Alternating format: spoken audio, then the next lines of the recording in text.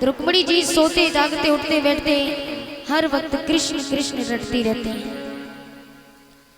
जब कृष्ण कृष्ण रटने लगी तो एक दिन रुक्मिणी को स्वप्न आया और स्वप्न में भगवान श्री कृष्ण को देखा।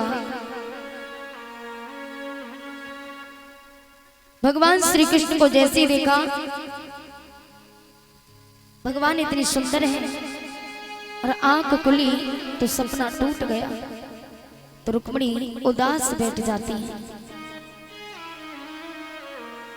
और जैसे ही रुक्मिणी उदास बैठी तो रुक्मिणी की सखियां आई। रुक्मिणी की सखियां आकर के कहने लगी, बहन क्या बात है, आज इतनी उदास क्यों? तो रुक्मिणी सखियों से कहने लगी कि आज मैंने सपने में भगवान श्री कृष्ण को देखा और कहने लगी कि सखी सपने में एक अनोखी बात हो गई,